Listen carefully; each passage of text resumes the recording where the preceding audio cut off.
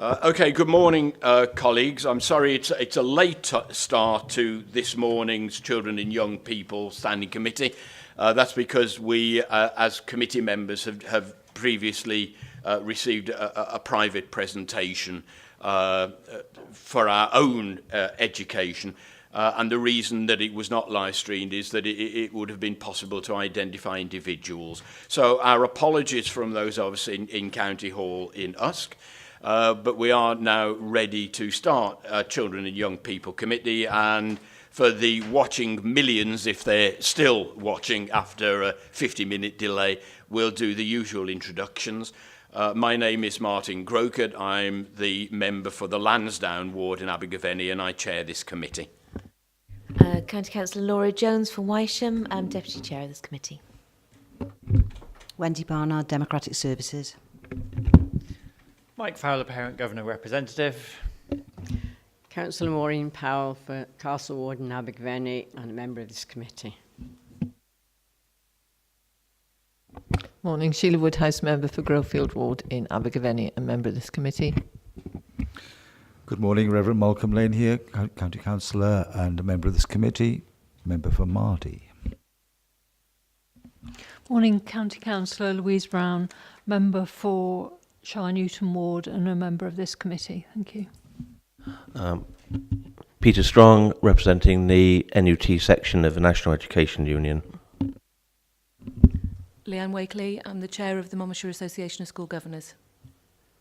Well, thank you, and good morning to everybody. Oh, my apologies, Councillor Jones. Good morning, Borada. David Jones, member for the Criconi Ward and a member of this committee. Diolch. My apologies for cutting you off in your prime there. Are there any apologies for absence? Yes, apologies for absence from Dr Annette Daly, County Councillor Joe Watkins, County Councillor Tudor Thomas, and also other members of the Strong Community Select Committee, County Councillor Jane Pratt, County Councillor Anne Webb, and County Councillor Val Smith, who are all on a visit to a recycling plant today. So.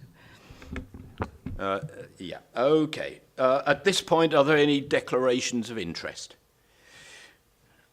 We do not appear to have any members of the public who wish to address us this morning.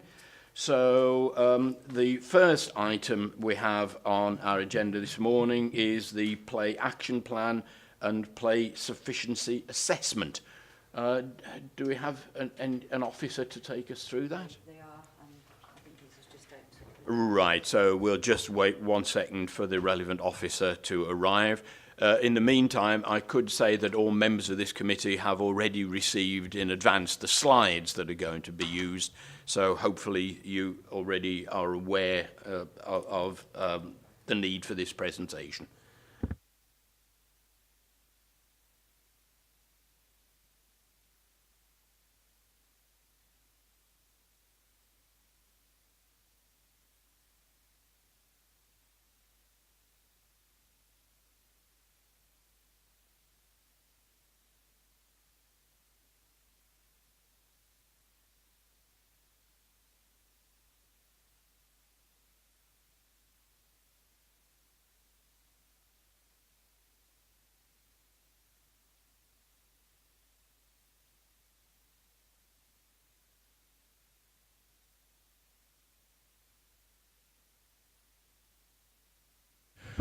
Okay, welcome both. If you could introduce yourselves to our members of the committee and to the watching millions on live streaming, and then we look forward to your presentation. And can I thank you for sending the slides through in advance as well? That's much appreciated.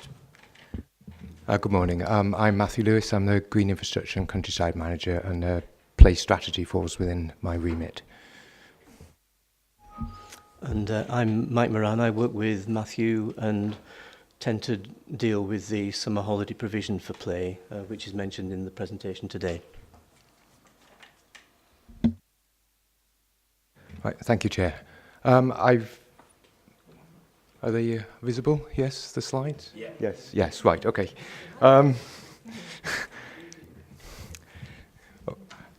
Right, so I thought it would be useful just to sort of give a give a broad overview because it's a couple of, well, it's actually probably coming up for over 2 years since we came to this committee with anything relating to play, because it was in 2016 when we did the last play sufficiency assessment, and when we were considering the review of what were then the previous summer play scheme.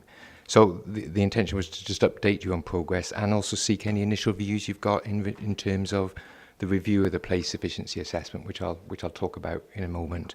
So play sufficiency assessment needs to be done every 3 years. We did one in 2013, we did one in 2016, and we need to do a review by the 31st of March 2019.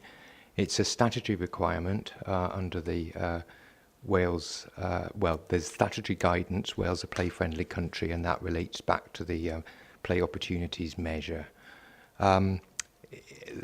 Definition of play actually in the measure is quite wide. It reflects freely chosen play, but also structured recreational activity.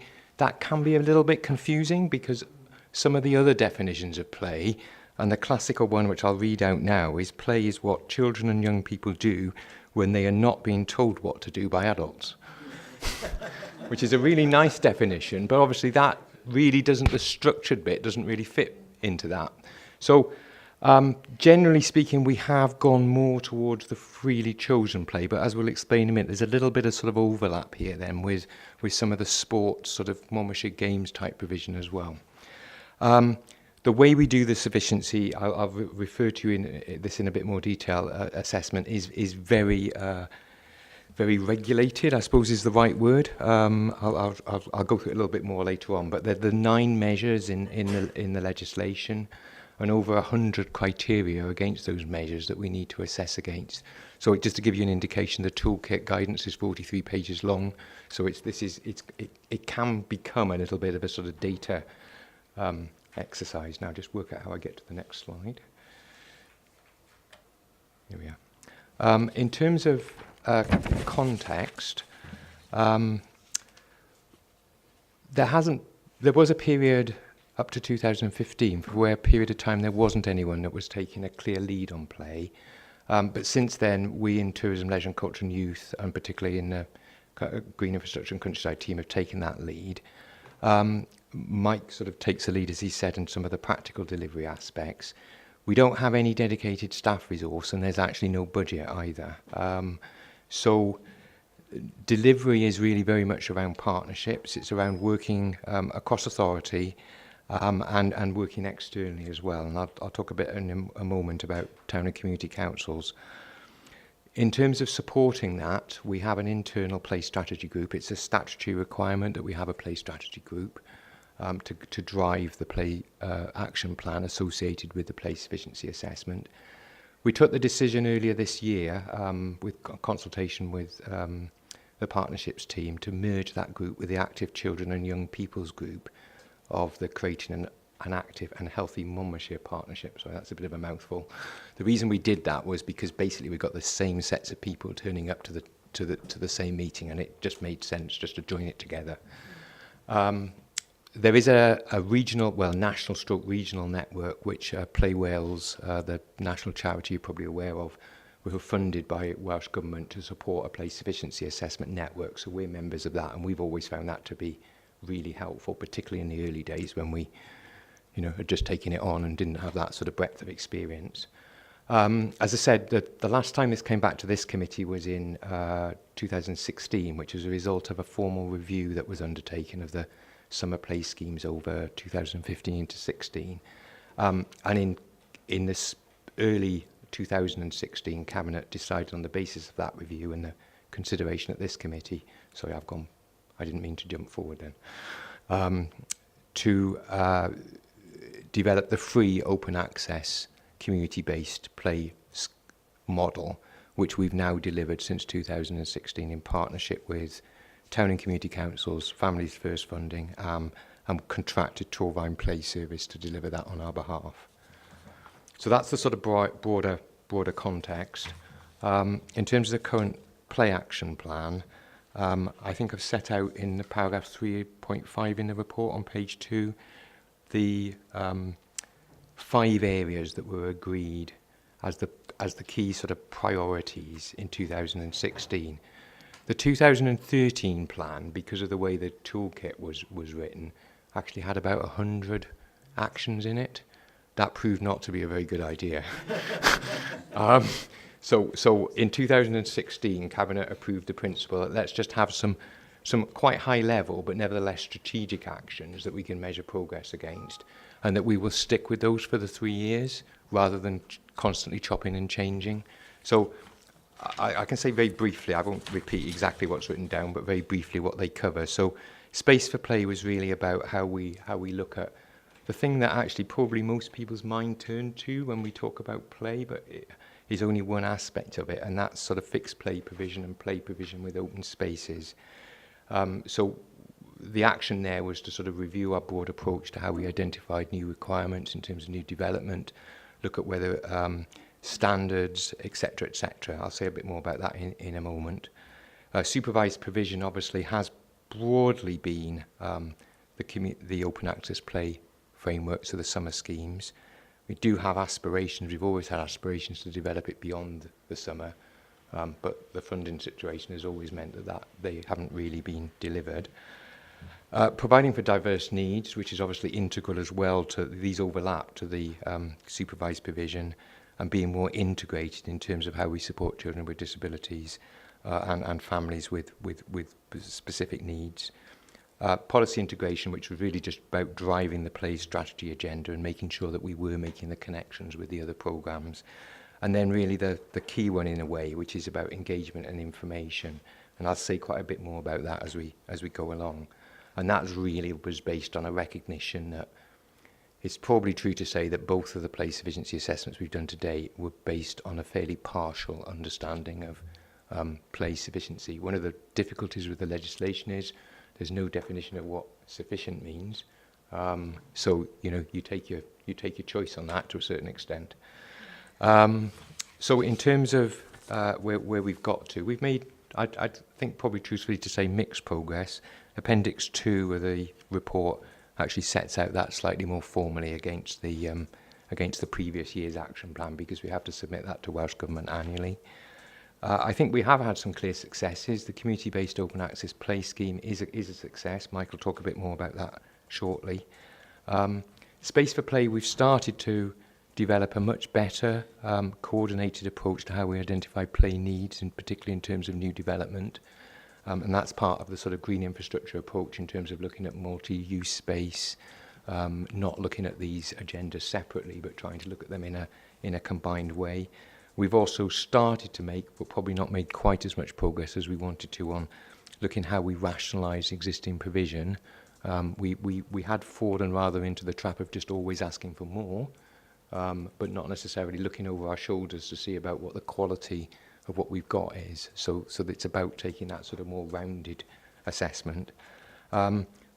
Mike's really taken a lead on some of this. We've somewhat pushed off to one side by the need to make progress on the Chipping and Mead play area, which, as you probably some of you are aware, has been and continues to be quite difficult, and processes in terms of the village green and planning applications. So that has used up quite a lot of time, although that was one of the targets of the 2016 and 2013 plan, which was to have in effect a destination play area within each community. So it's not sort of outside of the plan. Play Opportunity Grant has also helped support the new soft play area in Monmouth Leisure Centre, and we've had quite a bit of success in rolling out with communities through the partnership, communities and partnership team, the playing out concept as well, which we can perhaps talk about a bit later on if you're interested. We've definitely improved the coordination between social services and ourselves, the Children with Disabilities team, particularly in terms of the summer play schemes. I think that's a success. The big challenge is about understanding local demand and sufficiency, and that's what I was going to turn to next. So for the review, that is probably the big issue, and the key sort of challenge is around local intelligence and children's views. We've got a lot of data which backs up a lot of Welsh data that Playwells are coordinated about the decline in children playing out parents' attitudes around safety, the reasons why parents feel unwilling, if you like, to let children play out, and perhaps many of us did in our childhood. There's a lot of evidence around that.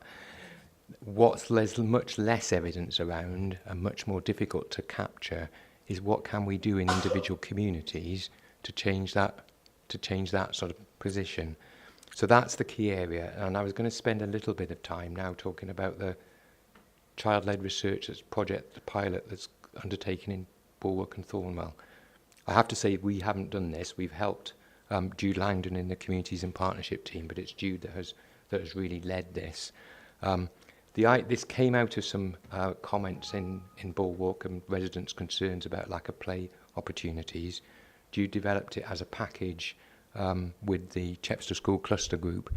It was really enthusiastically taken forward by the heads of Thornwell Primary and Pembroke Primary and Chepstow School as a method of both something that has got really sort of valuable outcomes in it, but also something that helps the pupils work together.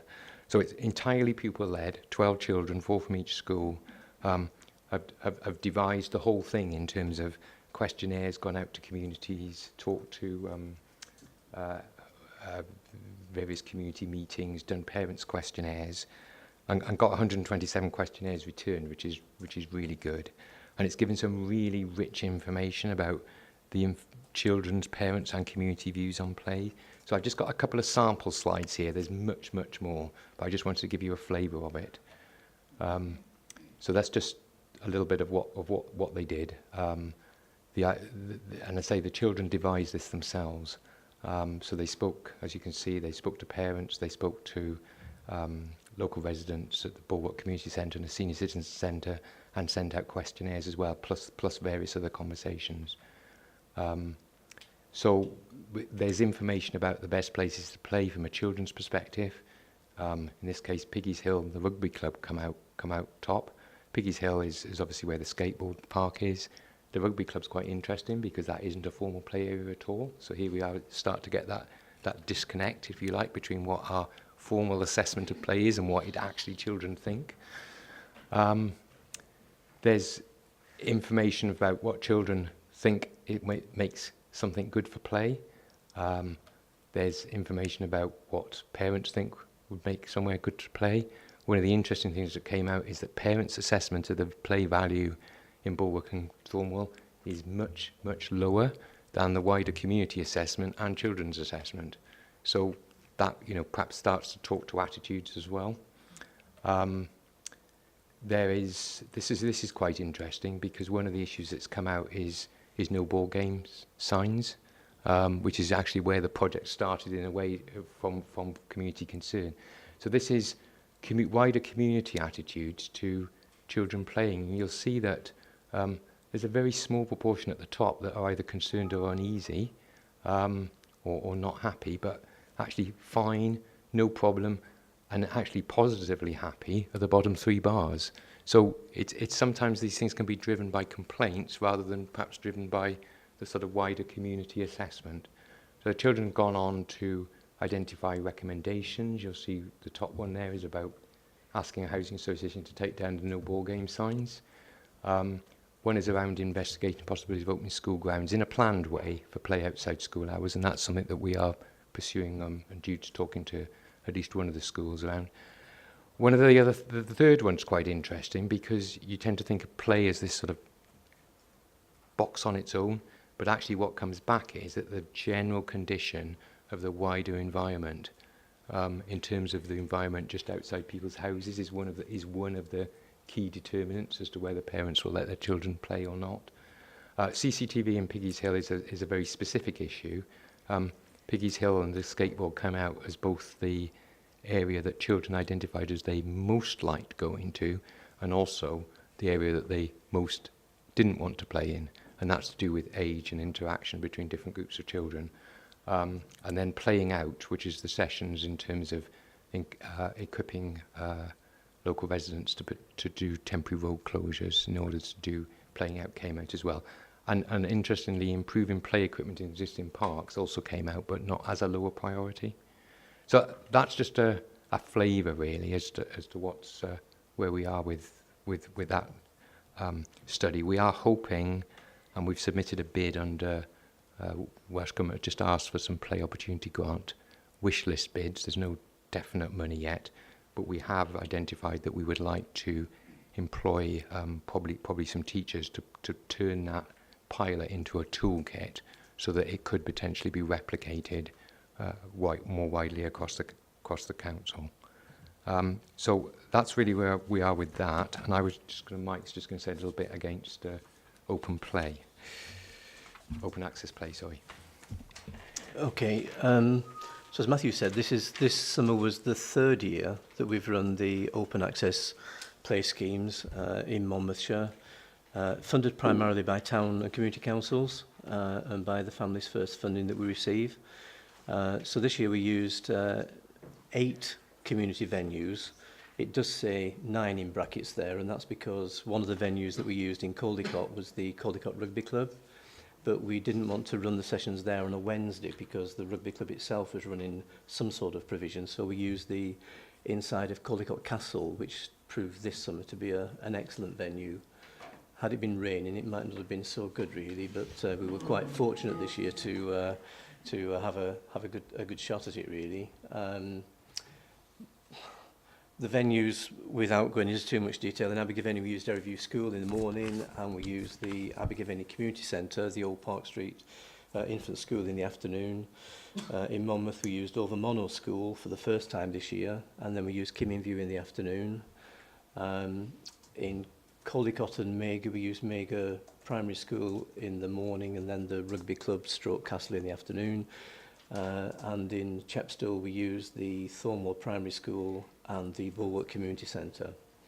In total we had 5,214 attendances, and of those 1,349 were inclusive play sessions where we employ people to support children with disabilities to access the play schemes. Our 3 main targets this year were children with disabilities, looked after children, and children from low-income backgrounds.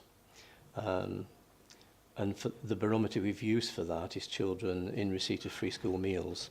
So although we don't overtly target those children, we do want to make sure that we are actually getting the message out there, and children from low-income families are accessing the provisions which, as Matthew has said, are free. In some areas, because the town councils have decided to do this, particularly in Abergavenny, we've also offered free access to the Monmouthshire Games, which is a paid provision run at the leisure centre. So we've offered that to a number of families, and this year I think there were 38 families took that up, and the children there were given a card to access the Monmouthshire Games, which is an 8 in the morning till 5 in the evening provision. And that proved quite successful this year. Excuse me. In terms of our proposals for next... the other thing that is worth mentioning as well is that in Monmouth this year there was a community response to the question of holiday hunger, the potential for children to go without a decent meal in the school holiday period. So there was a group of volunteers made up of 3 local organisations. We had the T. Price Community Centre, Monmouth Methodist Church and Transition Monmouth, who clubbed together and provided every child attending the Overmonnow play scheme with a free healthy lunch bag, which is quite a commitment on their part. They had a rota of 30 volunteers, all of whom were food hygiene trained. They then the play scheme rang in the morning and said how many children were attending that day. And then the food was made and delivered to the play scheme towards the end of the 2 hours that the children were there. That worked particularly well, actually, particularly when you think the registrations in Overmonnow were the highest this year. We had 159 children registered at Overmonnow, and the average attendance was, I think, about 56 children. The highest attendance was 92. That was on a slime making day, for any of you who've ever had an experience of that with your children or grandchildren. Lots of fun. And there were a few differences really between the various areas. So in Chepstow, where the 2 play scheme venues were fairly close together, there was a lot of crossover. Children were attending the morning session and quite often going home for lunch and attending the afternoon session.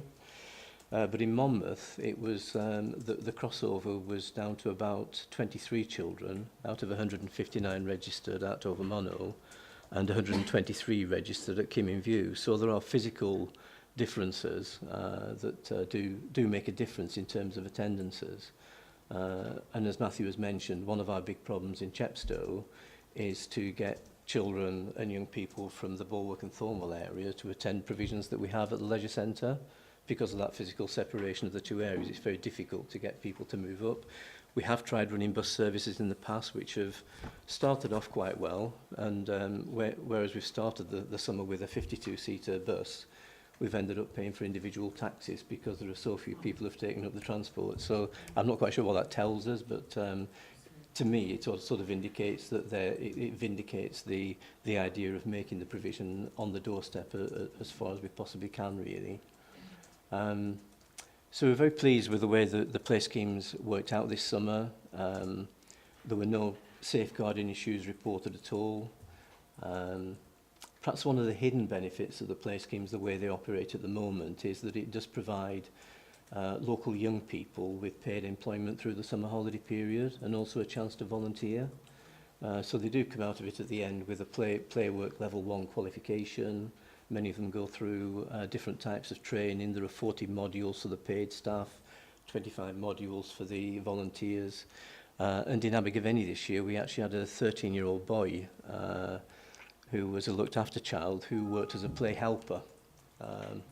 We don't actually class that as child labour, but it's a scheme that's been running quite successfully in Torvine for some time now, and in Monmouthshire's case, we had one child this year that we identified, and hopefully, if we can plan it well enough, we may move on and identify other children in the area that we can do that next year. It's not all good news. We do get criticised from time to time for the lack of Welsh language provision, which is quite a difficult task for us to contemplate, really, because, as Matthew has said, when we start the play schemes planning, we end up with we start off with a piece of paper that looks roughly like that. There is no budget and no staff to do it. So we work very closely with the town councils, very much value their support. They each give contributions at different levels, and that in itself presents a little bit of a problem. But our plans for next year are to run at 8 community venues, very similar to the ones that we had this year. We've been in touch with Mentor IAth, and we've decided to try and run 2 bilingual play schemes as the first step to getting Welsh language provision. And we're likely to run those at Derryview in Abergavenny and Ysgolofyn in Caldicot. And there's a possibility, or a strong possibility, that we'll be able to run something called the SHEP programme next year, which is the School Holiday Enhancement Programme. It's a Welsh Government-funded programme run by the Welsh Local Government Association, and that basically gives us a certain amount of money to deliver a free healthy breakfast and a free healthy lunch throughout the period of the play scheme in the summer. Bit of a difference on numbers. The SHEP scheme will provide us with money to provide food on 12 days out of 3 consecutive weeks. We run our play schemes over 19 days, over 4 consecutive weeks. So we have a little bit of a bridge to find there. Our current thinking is probably that we will try and run that at Overmono next year with a registration of 80 children. Running the SHEP programme is not without its difficulties. It's got to be run in school kitchens using school catering staff, all of whom are only contracted to work in term time. So we have a little bit of a bridge to cross there. We're currently engaged in trying to do that at the moment. So we're trying to persuade people to work through the summer to do that. There's 22 fairly onerous criteria against which we've got to report. So we'll try it next year and see how that works. There's no certainty that SHEP will continue beyond next year because that is the last year of guaranteed funding. The candidates for the First Minister, 2 of them have actually signed up to saying that SHEP will continue for a further 3 years. So hopefully that might actually give us the opportunity, if Overmono is successful next year, to run a pilot at some of the other schools in Monmouthshire. We're working very closely, as Matthew has said, with the Children with Disabilities team, and I'm not in a position to tell you what they're planning for next summer, but if their fledgling plans come to pass, part of the provision we've had this year is to send a small number of children with more complex needs to a provision in Pontypool Leisure Centre. But our own Children with Disabilities team are actually reviewing the provision in Monmouthshire, and it could be, without saying too much, that they can offer a better provision within Monmouthshire, hopefully with effect from next summer. So we will be dealing not with children with more complex needs, but children mainly on the autistic spectrum, children with behavioural difficulties and some forms of physical disability to access the schemes that we are running. And that's really all about working more closely in partnership with other departments within the council. We'll be targeting again this year. We had 10 children who are looked after children in Monmouthshire attending the games on a regular basis. We'll be doing the same again next year. We'll be targeting that, working with the looked after children team in social services. And the Monmouthshire Games scheme, again, I'm not quite sure exactly what format that will take next year, but it will be very similar to what we had this year, and that is 2 provisions, 9 o'clock until 3 o'clock, 8 o'clock until 5 o'clock. So there's an opportunity there for parents who are working and want that sort of children to be engaged in something perhaps positive throughout the summer to actually attend the games for those sorts of periods. And we'll again offer free places, particularly in Abergavenny and probably in Chepstow again. We'll have another go in Chepstow to do that. If we're successful with our SHEP application in February and other authorities don't take up their allocation, it's possible we might be able to run another SHEP scheme elsewhere in Monmouthshire, and that would probably be in Chepstow or Abergavenny. In terms of SHEP, the only schools in Monmouthshire where we could run it are Thornwell, Dewstow, Overmonnow and Derry View, because one of the basic requirements is you've got to have a certain percentage of children in receipt of free school meals as a proportion of the overall school population. Up to this year it was 18.1%, next year it'll be 16%. So those are the only 4 schools in Monmouthshire that hit that sort of level of free school meals provision. And I think that's all for me for the moment, unless you have any questions. Or you want to offer to come and help me to negotiate those contracts with the school-based staff. Any help would be gratefully received. Okay, colleagues. Comments, questions? Over to members. Councillor Brown. Yes, I was interested in knowing you've put some top recommendations at the end of your slide, and I just wondered what response or you got on those, or if there was any movement on those, because obviously it says ask housing associations to take down no ball games signs, CCTV in Piggy's Hill and so forth. So I just wondered what response you got to those.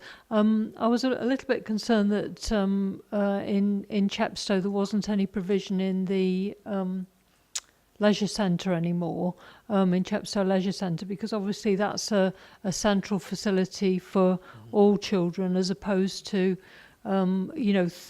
bit concentrating in just the Thornwell and Bulwark area, although I do appreciate that they're the areas where there may be more need and free school meals and so forth, and they would want a local provision, but there's 2 in the virtually the same area, and then nothing in the central area, because obviously all children have play needs during the summer, and I just wondered what sort of numbers Chepstow Leisure Centre was having when you were using that as a venue, and how that has balanced out, and whether or not you're getting children across Chepstow going. That was a concern I got. I've got some other questions more to do with planning and play areas and so forth, but I think I'm probably better if Chair, if I could ask those later, so I don't ask too many questions at once. Thank you. Okay. You've probably recognised my inability to remember things to respond to there, really. In terms of the provision, when we did run the play schemes in the leisure centres, which dates back quite a long way, really, the funding for them was one of the budget cuts in 2004, unfortunately, so we've had to learn to survive in a different way since then. But we had a registration number of about 200 children at the leisure centre, and it was one of the better attended sites. But one of the difficulties we identified then was a lack of people actually travelling from the Bulwark and Thornwell areas. So that, as I say, there always has been that difficulty of engaging with those children at the leisure centre. This year, the information on attendances, both at the open access play in Thornwell and Bulwark, only came to us yesterday, so we haven't had time between then and today to actually look at the origination of where all those children came from. So we could certainly let you have that information, and if we maybe could provide it and they could be sent out with the minutes of this meeting, it might give you more information on that. The provision for the Monmouthshire Games, again, in Chepstow was quite well attended. And again, unfortunately, because of the sort of disparate nature of the service, I don't have access to that information at the moment. But again, I can get that for you, if you like, for the actual play provisions. In terms of Piggy's Hill, there is one of the recommendations that has come out there in terms of looking at Piggy's Hill is to improve people's feeling about safety, to actually install a CCTV system there. There is a CCTV provision in Piggy's Hill, but it doesn't actually work. So we're looking at getting funding to make that work. And there will also be, hopefully, a voiceover on that, so that people can actually speak to people on the skate park. The reason it was installed in the first place when the skate park was opened back in 2004, I think it was, is that there was the lights on the skate park go out at 9:30, which is a planning requirement. But children were skating on the park after that, and it was quite dangerous. So we put a voice-activated facility on there, asking people to move on, and that's basically how it's. Since then, we haven't had those problems. So the CCTV has been discontinued, and it's now not able to be operated. So we have to look at getting a new provider in there, and then it will go onto the council system. I do apologise, I have forgotten the other question that you asked there. Yeah, it was about no ball games, because I can see sort of two areas of that. Because obviously, you know, children would want to play ball games, but you know, residents might be concerned about windows being smashed and so forth. You know, and I think I've come across that issue before. You know, in relation to the reasons why housing associations sometimes put those signs up, and you know, it's sort of finding a safe area of play, really. Yeah. It was quite interesting when we did the visits with the children to the Bulwark Community Centre and the Bulwark OAP Centre, that every person in attendance there was quite annoyed that the signs had gone up in the first place. And their perception was that it was a response to an individual complaining about potential damage to a car, and they felt that it was a bit of a sledgehammer to crack a nut, to put it in its basic form, really. They were saying, well, why would you put a sign up if you've only had one complaint? But I suppose if you looked at it from the other direction, it's actually showing that somebody has responded to a complaint that they've received. But it is noticeable. There are a couple of areas within Chepstow. For those of you who know the way that the estate is actually designed there, there's a big open space there. And I drive past it quite regularly, and there's very rarely anybody playing there. Now, whether that's because there's a sign saying no ball games or not, I don't know. Yeah, safe areas. It's a safe area. It's in between two roads, but it could quite easily be made safe in a very cost-effective way to create another safe play area on the doorstep, really. But that's something we probably will take up with the housing associations. Whether we have any success, I'm not entirely sure, really. If I could just add a little bit to that. The children themselves did a presentation back to Chepstow Town Council at the end of last month, two of the primary school children, which was very well received. So I think we are really just starting to get to the point now where, particularly working with Jude, it's starting to start to think about how some of those issues could be implemented. And And in fact, we've been invited by Welsh Government, as I said, to put in an application. It's a wish list at this stage for Play Opportunity Grant, which is traditionally a grant that Welsh Government has given out of underspend towards the end of the year. So we have asked for a little bit of money there in order to try to help take some of these issues forward, particularly the idea of the pilot around the school grounds opening outside school hours. Going back to the question about location of the community open access play, the thing, of course, to remember is that this is very much a partnership. Chepstow Town Council are the major provider of funder, very generously providing funding in for the activities in Chepstow, and it is their decision, if you like, to target in that particular location. So that is, one of the implications of working in partnership. Obviously, is that we need to work together in order to deliver. Okay. Yes, Councillor Brown. Yeah, I think actually that points out, obviously, I'm not in the town council area, but I mean, I think that points out the, to make sure that perhaps through grants elsewhere, that if there are gaps as a result of particular preferences, then, that's something that you need to look at in general terms. Thank you. Any other questions or comments? Yes, Mr. Fowler. It's not so much a question, just an observation, really. Looking at the slide that's unfortunately just vanished, just looking in the detail of that, and you won't be able to do it from there, but with the whizzes of iPads and going whiz with your fingers, you can zoom in.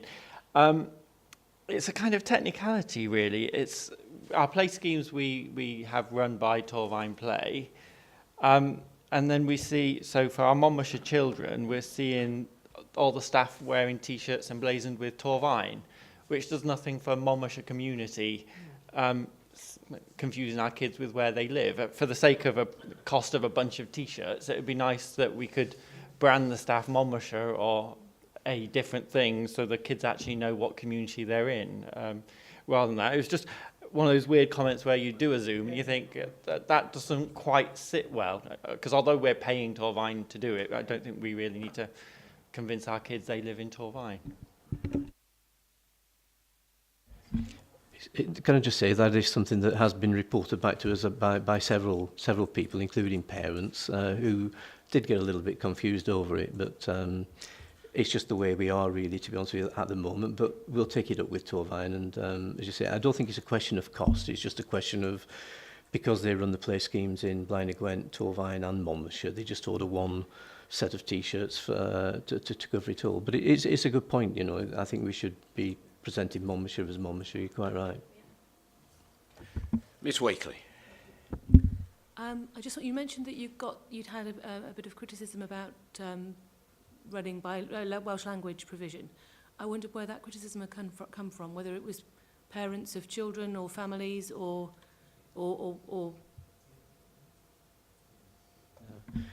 The criticism didn't come from anybody that was attending any of the play schemes, believe it or not.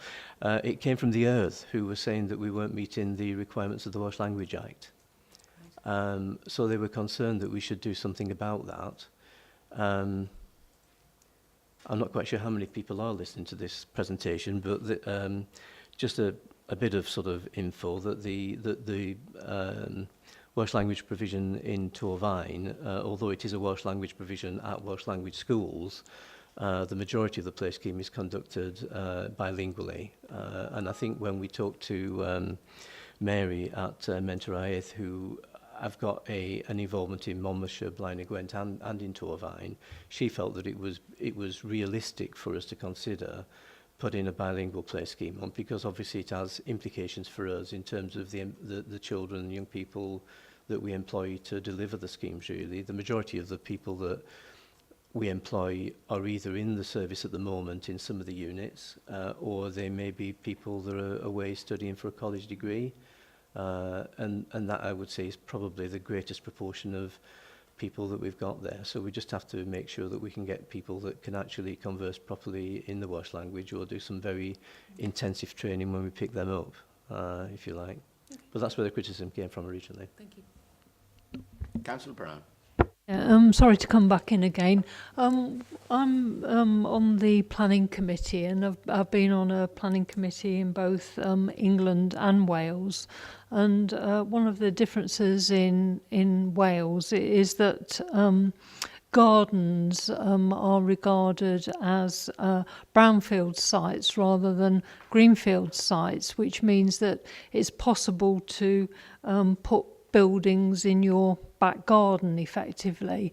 And one of my concerns is that if basically there is development allowed in urban settings in back gardens to a large degree, that actually removes the play garden facilities in the in the back of people's houses.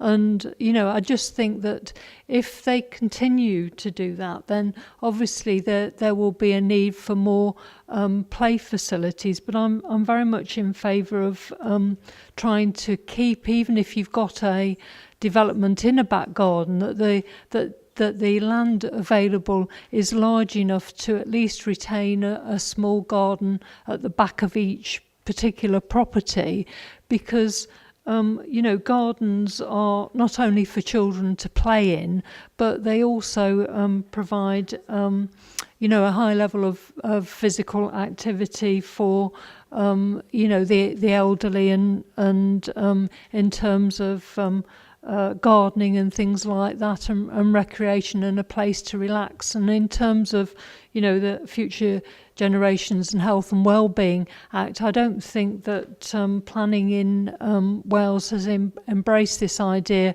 properly, and then you end up with having to look at things like closing streets so that children can actually play out somewhere, whereas if they've got a reasonable size garden at the back, then obviously children can go and play safely in somebody else's swap around in neighbours' back gardens. And I really don't think that this is being considered seriously, because I do think it has an impact on the day-to-day playing out of children. And obviously you've got the issue about obesity in children and so forth. Well, if parents don't think there's a safe place for them to play out, and obviously in an enclosed back garden it is a safe place to play out, gardens can, even small gardens can have things like trampolines and so forth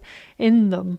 I do think that we aren't considering play, and it's very sad that, in a sense, that the only place to play out might be on the street, and there's too many cars on there, and you've got to close the street in order to give a play area. And I do know that, for example, in the Bulwark area, that they did. There was a lot of paving over of garden areas to provide parking facilities for property, and that in itself caused some flooding problems because of the fact that there weren't the gardens to soak up the rain, in very simple terms. And this was one of the reasons why in the south, in London and so forth, that they decided to bring in these planning rules to actually help the situation. I know there's SUDS and so forth coming forward, but I do think that you did mention the planning area, and I do think that it is important to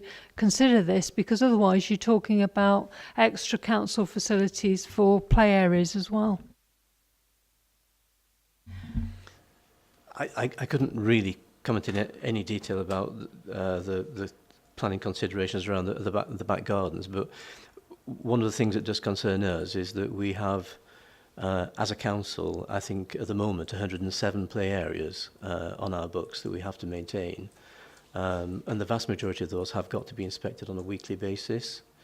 So a lot of the old historic play areas, and I'm thinking of places, for example, in Chepstow like Strongbow Road or the rugby club, have no budget for improvements to them or maintenance, whereas the new play areas on new estates come with what's called a commuted sum, so it gives us a figure to maintain them for the first 20 years of their life, really. So one of the priorities that Matthew indicated earlier in our place efficiency assessment is perhaps looking at in some areas, rationalising the number of play areas we've got and making sure the ones that are there are better equipped and more exciting, because a lot of our play provision at the moment is,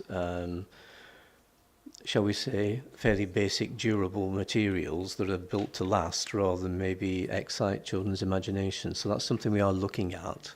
But as you're probably aware, if you're on planning, the number of applications that are coming through at the moment and pre-applications, Monmouthshire is a very desirable place to develop, isn't it? So myself and Matthew and some of the other members of the team are constantly dealing with issues relating to play and recreation space on new estates that are being proposed across Monmouthshire, and some of them are quite big provisions really.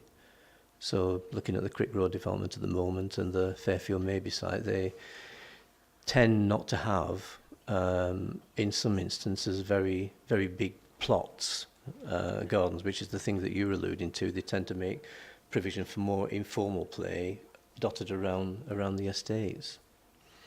But it is a live issue for us because, I say, it's something that we have to deal with and make sure that they're safe, really, for the sake of our insurers, really, as well as basically the children's safety. Right. Councillor Jones. Thank you, Chair. If money was no object, if only that was the case, eh? What would you like to see done, or what would you do to improve the scheme? I mean, you said it's running through the summer at the moment. Obviously, that indicates to me that you've indicated to me that you'd like to extend that into, what, Easter, half terms, that sort of thing? Is that what you're trying to achieve? And also, obviously, there seems to be a lot of warm words for a change from the Welsh Assembly Government, with little money following, and that money is not guaranteed. I'd suggest, Chair, that maybe we write a letter to the Welsh Assembly Government saying there is evidence now that these schemes are working, and obviously the social benefits of it, health benefits of it. You're providing the food, which I think is a great way forward as well, because a lot of people don't have sufficient healthy food during those periods of time. And prevention is better than cure, and that's something I used to try and hammer in the Welsh Assembly when I was there. And it's important that we invest heavily in these schemes for our children and our children's future, but also it keeps them out of trouble, as well as all the social benefits and health benefits. So there's just so many benefits that could come from these schemes. I think that we suggest, therefore, Chair, that money is ring-fenced and guaranteed year on year. You said there's some indication from possible First Ministers that would be the case. Then we need to hammer that home and say about how important we feel it is as a committee. Thanks. Perhaps if I could just add there, Chair, I mean, the issue that perhaps would be most beneficial to resolve would be Play Opportunities Grant has been made available, I think, probably 3 times over the last 5 years, but it's always funded from underspend. It was made available in the middle of February one year with 6 weeks to spend. We did actually spend quite a lot of it because we spent it a proportion of it on the soft, as a contribution to the soft play area at Monmouth Leisure Centre, but that was just chance that we were already in the construction period. And actually probably, if we had, we've always tried to spend it in the best possible way when it's been made available, but obviously you can't spend it in any strategic way. And really irritatingly, the levels of funding would probably be enough to fund all year round play schemes at every holiday in the same way that the Monmouthshire Games runs at every holiday. And actually, if we'd had that money in advance, we probably would have used it to do that rather than what we had to end up using it for, because we needed to be able to spend it in 6 weeks. And it gets a bit silly then, because there are other authorities, because this tends to be done on an allocation relating to our population, that have actually turned it down last year because they were offering such large sums of money with such a short period to go.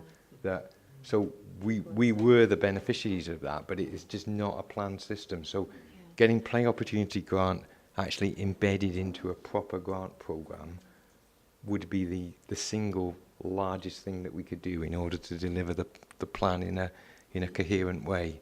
Then we could spend it wisely, we could spend it strategically, and we could use it with partners in order to gain further contributions. So that, if you're minded to, that would definitely be the the number one recommendation from our side of the table. Are members of the committee happy that we take that suggestion forward?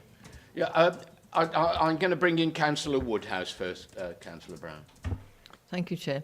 I just want to mention the End of Summer Play Scheme Awards that I had the opportunity of attending. I was invited to represent the chairman, and it was a fantastic event. I just wondered if you'd like to expand a little bit on that, because that event was packed with young people who had taken part in the volunteering or had the employment opportunity. And it is another aspect to the Play Scheme Award, which I think is important for people to know about. The opportunities, I don't know what the numbers were, but there were a terrific number of people there, and young people very, very enthusiastic about the Play Scheme, and obviously the benefits they gained from it, but also the opportunities they gave, to the young people during the duration of the scheme. Well, I know the scheme doesn't last for long, but they were terribly enthusiastic, and I'm sure they'll be back again next year given the opportunity. Yes, as our play schemes run from the second Monday in the holidays, so next year it will be the 29th of July until we run through 3 full weeks, and then until the Thursday of the fourth week, which is next year will be the 22nd. And on the Friday, what happens is the volunteers and the paid staff come together in Cwmbran, because obviously Torfaen are the actual employers for the scheme, and they have an awards ceremony. So they invite all the young people that have worked on the scheme to attend. And there are various awards ranging from the best play scheme in each of the counties, and then people are given their level 1 awards. And it is quite a feel-good sort of day, really. It's celebrating young people coming together and the fact that they've done something really worthwhile. As Councillor Woodhouse has said, really, really enthusiastic people. Quite often when we employ them, they'll stay with us maybe for 3 years, right throughout their college career. And in addition to those 4 weeks when they're actually delivering the programme, the first week of the summer holidays is a very intensive training period when they, as I say, undergo, if you're a paid member of staff, you're going through 40 different modules, which ranges from something as basic as nappy changing and even peg feeding, because some of the children on the scheme are fed that way. And it covers safeguarding as well. It covers a whole multitude of activities, and it's quite a buzz feeling, really. And it was extremely good that Councillor Woodhouse was present, because the scheme that was voted the best play scheme in Monmouth was actually from Abergavenny, so that was quite fortunate. I don't know what would have happened if somebody from Chepstow would have been represented with that scheme, I've got to say. But no, it is very good, and if we ever got to the point where we could do that and run something similar in Monmouthshire, I think that would be a really, really good event to have here, really, because it would be a Monmouthshire event. We're not quite there yet. I think we are moving slowly in the right direction. And maybe just coming back to the point that was made about the planning system, it's just a thought to leave you with, that when we're looking at planning applications, we have a right to ask for certain Section 106 contributions. And I tend to deal with the off-site recreation provision and the play provision and open space provision with our landscape section. And from some of the bigger developments, the contributions for new fixed play areas can be quite significant. You know, in Wanstow, for example, there is provision for 4 new play areas in an area where there are 16 play areas already. And the cost of providing that, the capital cost, which is all we can ask for under the planning system, would be somewhere in the region of about £150,000 spent on new capital fixed play equipment. £150,000 would probably pay for our play service for 2 years.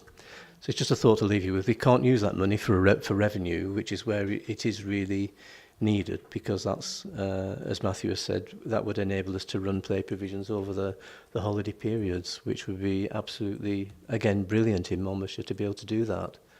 But that's just the way that systems are set up. That's the nature of government, unfortunately, isn't it? I'm going to bring in Councillor Powell. Does it relate specifically? Okay, then, if it's on that specific point. Yeah, I appreciate, and it's obviously important to have play areas in new estates. But the point I was making really about the garden is I appreciate the developers trying to pack as many houses as possible within an estate because that's where the profit is. But I don't think it's unreasonable to insist on a small garden at the back, because basically what would happen is that you might find, on 9 occasions a child will go out in the back garden to play and 1 occasion go to the park.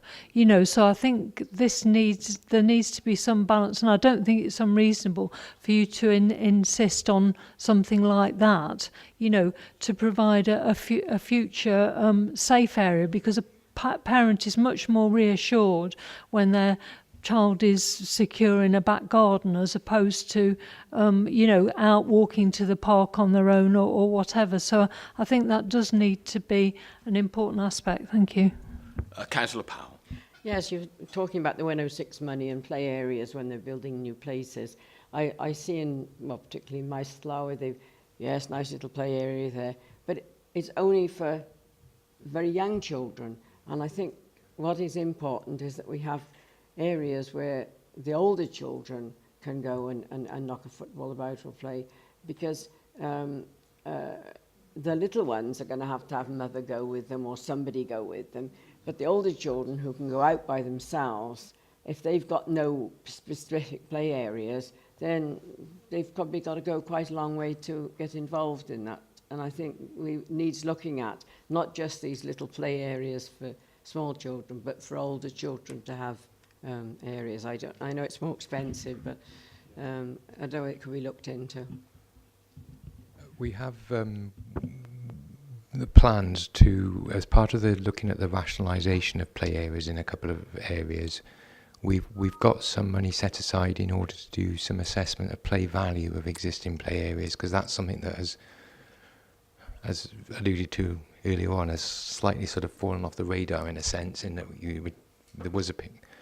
we're moving away from it, but there was a period when we were just putting in pretty standard play areas without really assessing what the play value was. So we're hoping to do something around assessment of play value and accessibility of existing play areas, and also potentially, if we can stretch the money, we also want to look at some of the more sort of up-to-date ideas around wild play, which is something that we're quite keen and working with colleagues in grounds and operations as well to look at. It does present some challenges, because one of the reasons why we've traditionally gone down that sort of standardised approach to play is around British standards and insurance claims, etc., etc. So going away from that in terms of wilder play or wider opportunities, if you like, in green spaces, that sort of multifunctional idea, it's definitely the direction of travel that we want to go in, but we do need to do a little bit of work in order to make sure that we also protect the authorities' interests in terms of claims, etc., because the reality is it's not just a theoretical thing in play areas. We regularly get claims for accidents, etc., in play areas, so we do need to do, but that's definitely the intention. That's part of the sort of longer term approach. But saying that, I must say that the play things during the summer at all the different towns, I go up from time to time up to the leisure centre where they have them there all day and doing different things, and the look of enjoyment and enthusiasm on those children, whatever ages they are, is lovely to see, and it helps so much, because a lot of parents are working, and if they can leave them there all day, play at various different things, they're doing different activities. I think it's one of the best things that was ever started, and I must praise all those that are involved. I've got a question, and it relates to the basis on which you have to make the play assessment. You said it's something you have to do to the Welsh Government.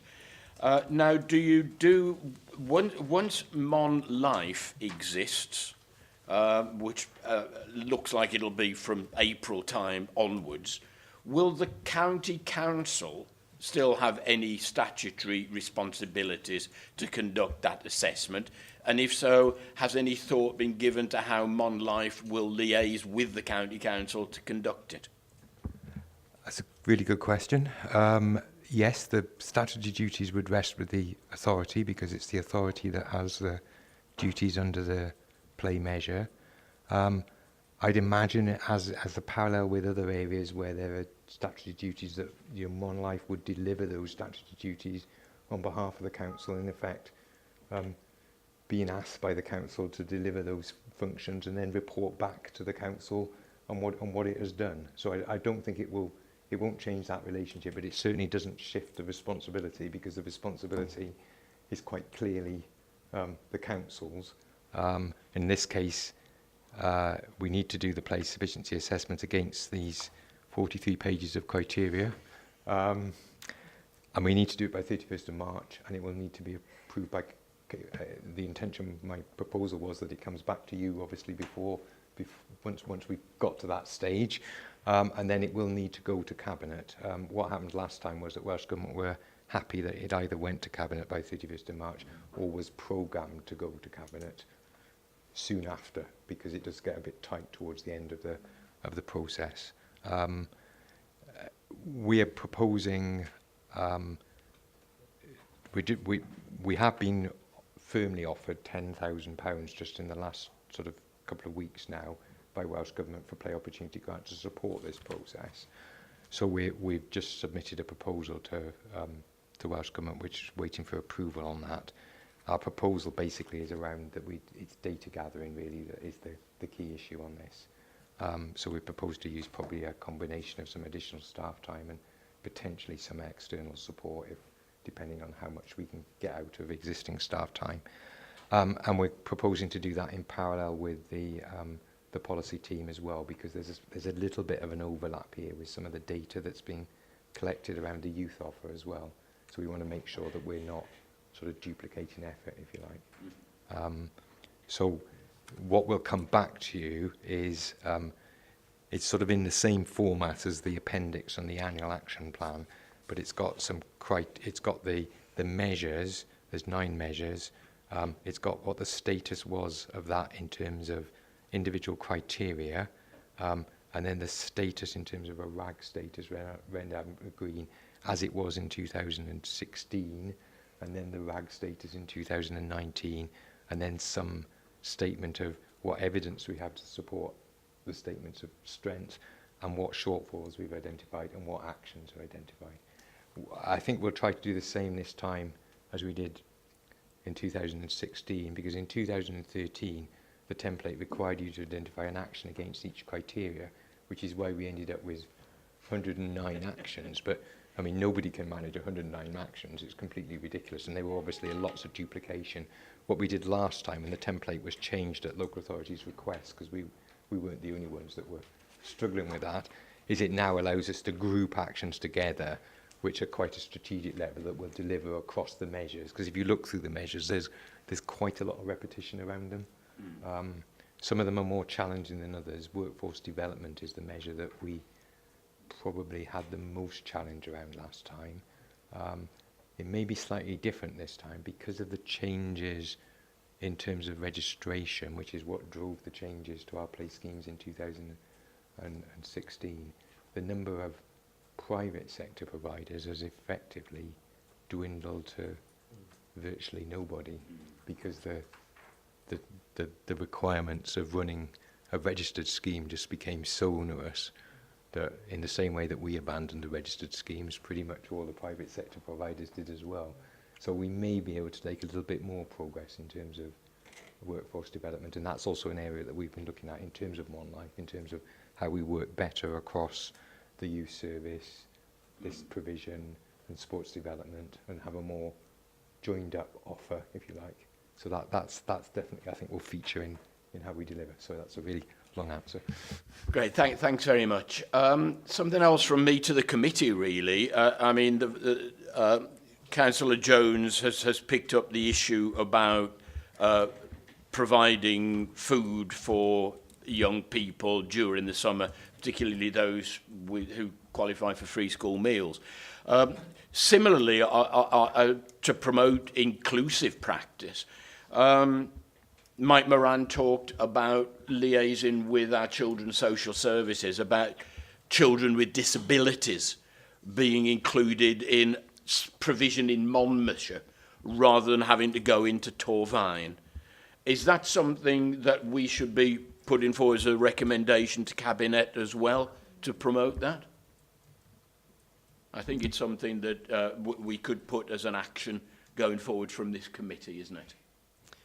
So, as Chair, I wouldn't want to cut across you or offer you any advice from my point of view. Perhaps I shouldn't have gone as far as I did, because the social services are in the very early stages of looking at their single provider contract, which is with Action for Children at the moment, and they're looking at options about how they can better deliver a service to those children. So I wouldn't want to give you the impression that it's definitely going to happen. That's something we've been working with them on, because we've been conscious that although a lot of children from Monmouthshire, disabled children from Monmouthshire actually do go into Torvine for education, or a number do, it's something that some people have actually identified that we need a provision in Monmouthshire.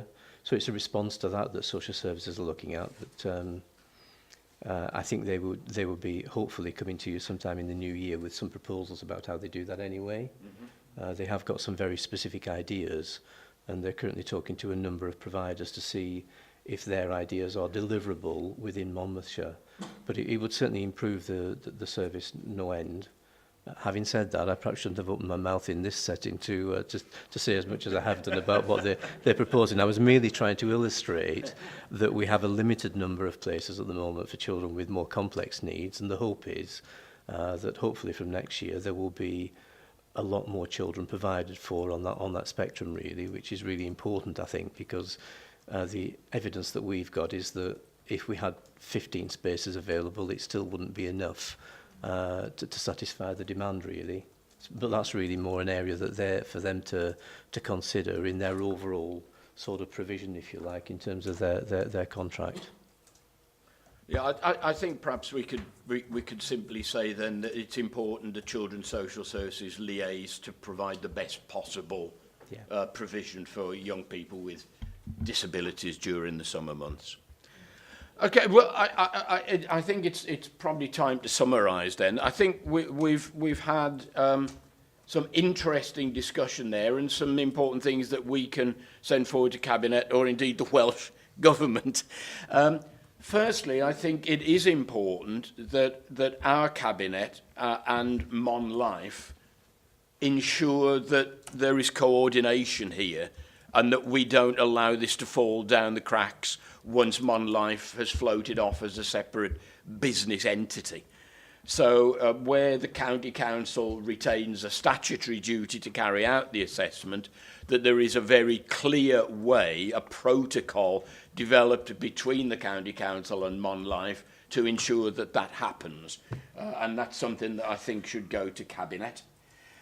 We have got the suggestion that we write to the Welsh Government, particularly about schemes to provide food for young people during the summer, and to continue that service that Mike Moran told us about, which is currently operated by the Welsh Local Government Association, but which may not go on beyond next year, to give that our support. I think we should also support the heartfelt plea that this sort of funding is planned on a rather more long-term basis than simply seeing what's left in the pot at the end of the year. That does not seem to be a good way of promoting children's play in a sustainable way into the future. And so I think that, again, that needs to be added to the letter to the Welsh Government, and also it can go to our Cabinet here as well. The point has been made well by Mr Fowler about giving the Monmouthshire schemes a greater Monmouthshire identity, so that our play leaders are not wearing T-shirts that say Torvine, And I think that is an important point, because I think people need to be proud of what is being provided in Monmouthshire, and I think this is an excellent example of something that we can take some pride in. And I think the final point is to support the idea of looking at extending some bilingual provision, especially if Mr Moran is likely to get into trouble with the ERS in future years for not having any Welsh. And I think we need to protect Mr Moran's back a little bit there. So I think those are positive things that we can take forward from our discussion this morning, but also our thanks to those who provide the facilities. A couple of speakers have said it's very obvious how welcome they are to the children and their parents who participate in the schemes. So a thank you from the committee to the officers for bringing that report to us this morning as well. Before we close then, very quickly, Councillor Brown. Yeah, I just wondered if any comment could be added about, ensuring that new developments at least have small gardens to enable children to play out safely in their backyard effectively. Yeah, I think we could add that point, and that's something for planning committee to consider as well, isn't it, I think? I think it's something that these officers are involved in terms of looking at new estates in any event. Thank you. Yep, that's true. There'll need to be some coordination there. Before we close, could I ask when you'll be bringing results back to us? And potentially, if that's beyond the time that Mon Life exists, we would hope you will still come back and present to us here in Monmouthshire. I'm not entirely sure that answers that question, because it does slightly depend on what Welsh Government say to our proposal to how to spend the Play Opportunity Grant. But I would imagine it was going to be to get to Cabinet sort of, I'd imagine we'd probably go to Cabinet probably immediately after the end of March. So I would probably sort of February, early March time, if that, depending on your programme. It will be before any Mon Life changes. 21st of March? February? Yeah, that would be a good aim. Okay, we welcome you back to for part 2. Okay, well, thank you both very much indeed, gentlemen, for bringing that to us this morning. If we can move on with our agenda now, then. The next item is confirmation of the minutes. You've all had them for a week now. I hope you have read them. I'm not going to go through them page by page. Are there any matters arising from them? Are you happy that I sign them as an accurate record? Matters arising? Actions arising from them?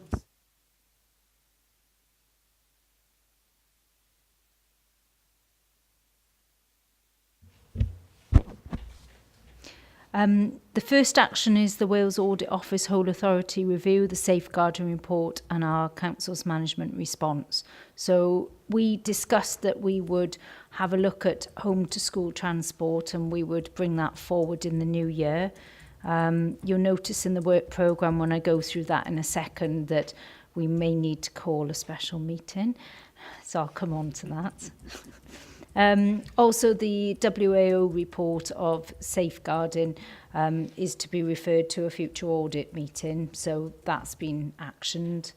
The next one was on Project 5, and basically Jane Rogers presented that to you, and in her report that she's built forward to take to Cabinet, she's built in your recommendations there. And we also said that we'd like to have some team around the family back to the committee. So that's built into our work programme. We haven't got a date for that yet, but I'll come on to that in the next item, Chair. While you have the floor, Ms Eilid, perhaps you'd like to go on to points 7 and 8 on the agenda, the forward work plan and the Cabinet forward planner. Okay.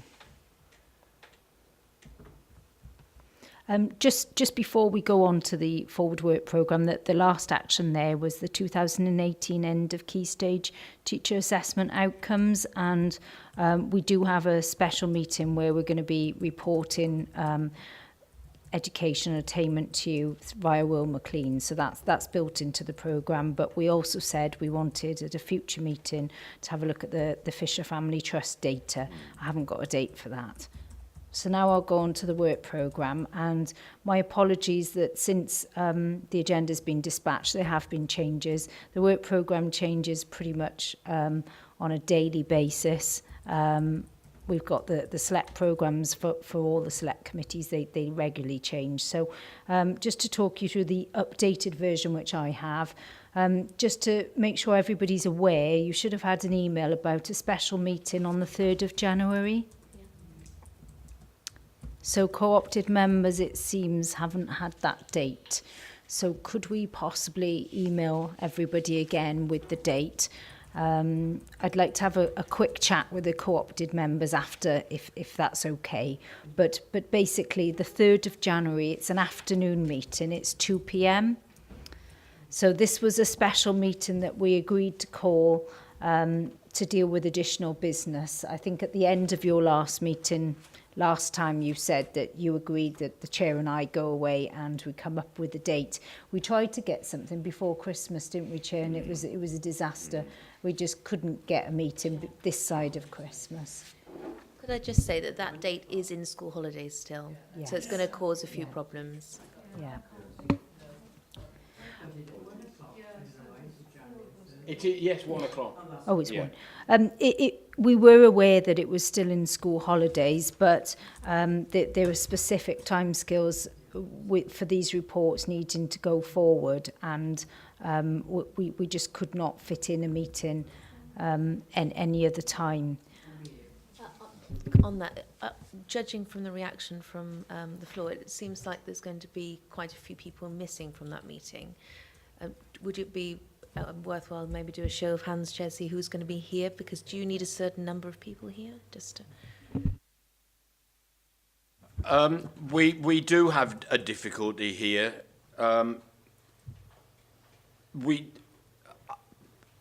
In planning a date, I think members will just have to believe me that we spent a couple of days trying to find a date. Which officers were available, members would be available. I know that I've had correspondence already with members of the committee who are not happy about the date of the 3rd of January.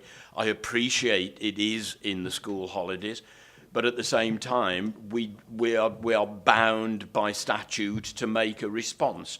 And just looking at the numbers, I think that we should just about, hopefully, be quorate.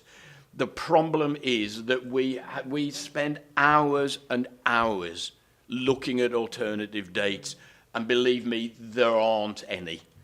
So it's a matter of, we probably have to meet on the 3rd, or we risk not fulfilling our statutory duties, and then we will all be in trouble. So with sincere apologies from the chair, I think there is no alternative. Councillor Brown. Yeah, just wondered what statutory duties you meant and why there was a deadline. And also, would it not be possible to go for sort of like a meeting at 5:30 or 6 or something like that, if it's not possible, to fit it in, any other time?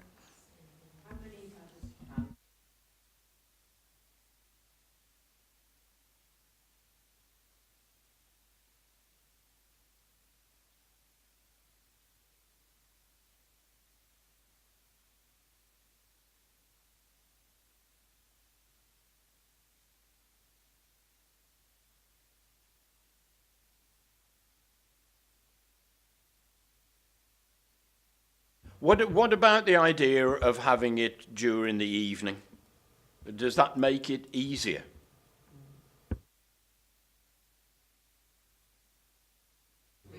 Well, I think because of the part of the problem is getting senior officers here, and then there might be problems about getting them to be able to come to an evening meeting because they would have their own family commitments and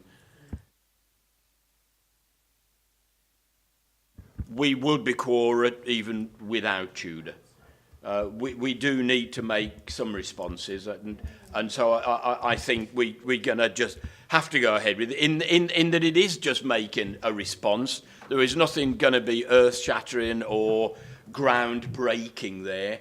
So again, I come back to the point that we spent many hours trying to find an alternative, and my apologies if many of you can't make it here, but if we can get a quorum meeting, then we can make response. And Councillor Jones.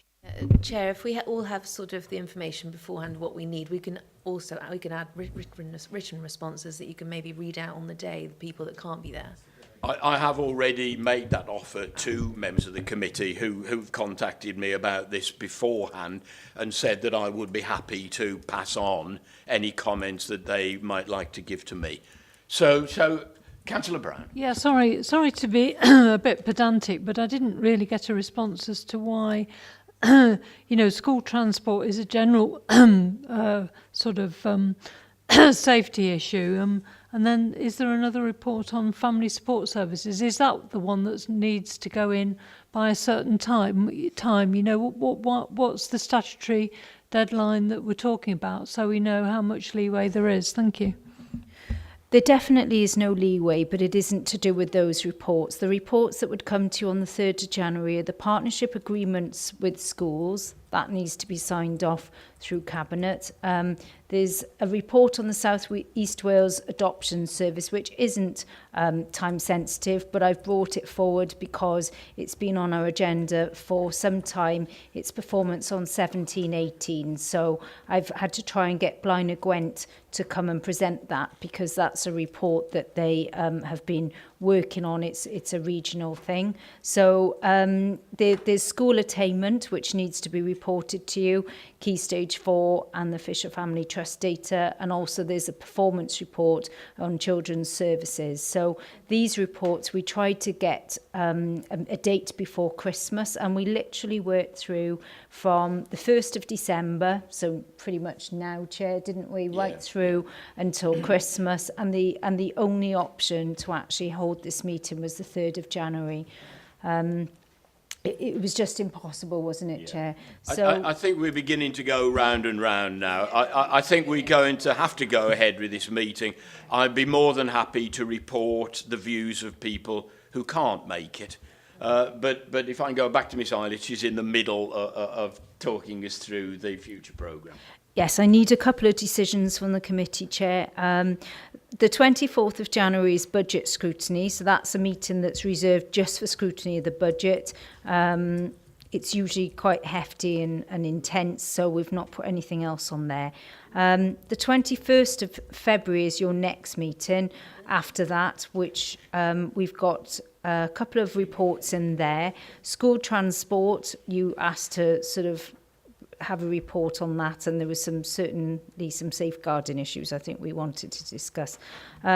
Future options for Mountain House School, and also, which isn't in your programme, Chair, but I've been asked since obviously this agenda was published, to have a look at the school's admission policy and the school catchment areas.